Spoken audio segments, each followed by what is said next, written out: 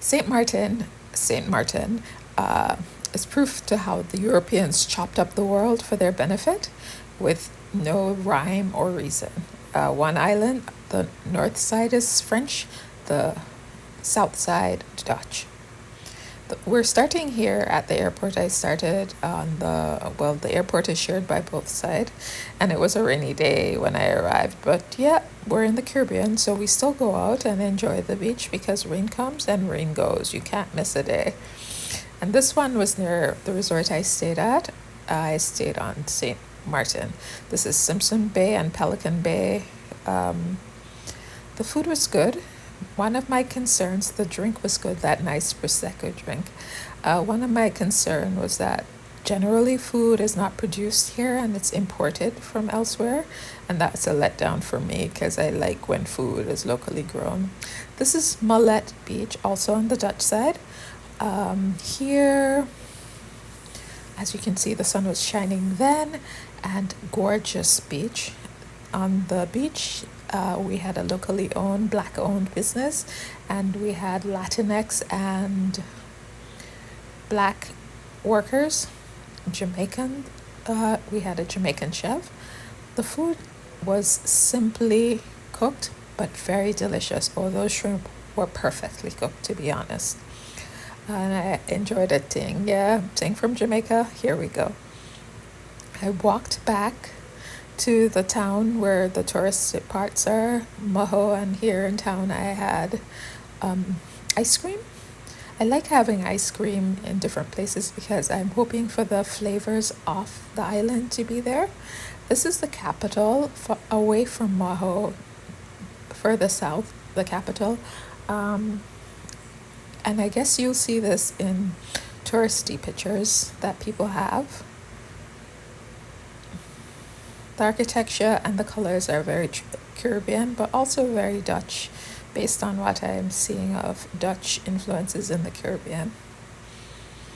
And it's a very walkable area. And of course, I was traveling primarily by public transportation when I was there, and the people were great. This is a streetcar, subway car, not inactive, but from Holland, representing, yes, the Dutch presence there. And I think there's an advantage now in terms of people there being able to go abroad and to the colonial motherland to get medical care and things like that.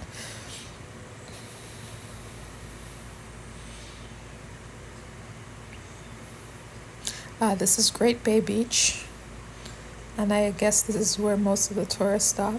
I had some food from a local place as well. I just went to a local restaurant. Again, I saw Jamaican and other Caribbean people there working, because it seems people come from other Caribbean islands because the pay is better. This is Moho Beach, and I had a struggle getting onto Moho Beach because all the hotels block off the entrance, and the public entrance, I was told the water had risen so high that people couldn't get out. Meanwhile, it's the law that should be allowed on the beach. Here's a snapshot that I was able to get that everybody caught the plane flying overhead at the beach. I was able to get that in within 5 minutes of being there. I think I was very blessed for that, because a lot of people want that kind of picture. Yes, so I had to fight my way, more or less, being very assertive to get myself onto the beach, but I wasn't going to not get on. This is me at the resort I was staying. And when you're traveling alone, sometimes it's cheaper to be in an Airbnb, but safer to be among people who are out to look out for your best interests, to make sure you're safe. They have an emergency contact number. They're going to call somebody if anything goes wrong. And around there are also more beaches in Simpson Bay.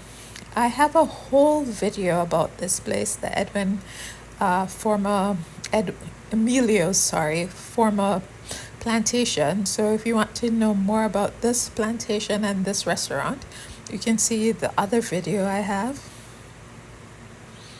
And this was a nice Sunday just to relax, and enjoy stuff.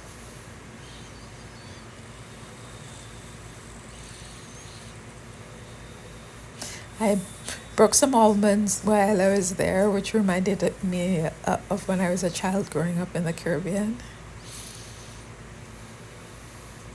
This is now over the arbitrary French side.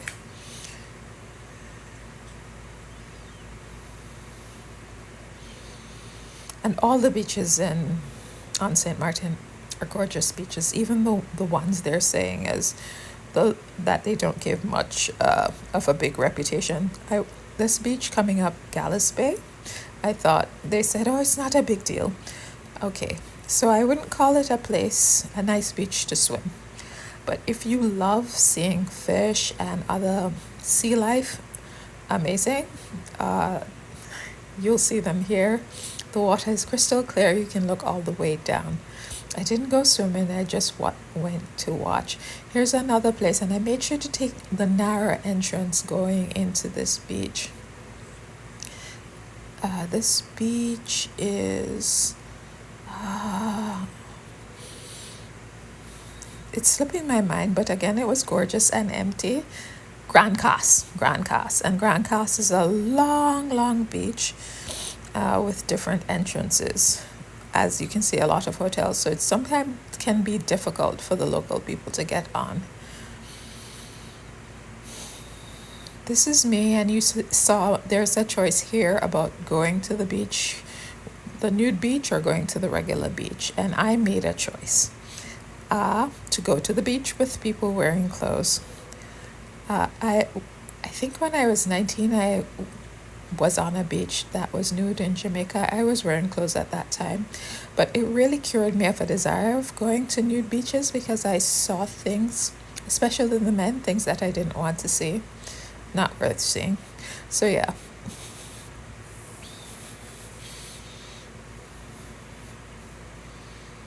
And then coming up, the nice thing about St. Martin, and this is the cul-de-sac, I'm going to Pinel Island, which is off St. Martin. The nice thing about St. Martin is a gateway to many other islands. It's gorgeous. It's also a gateway to many other islands. So this is a small island, and I was able to go uninhabited, and it also nature preserve.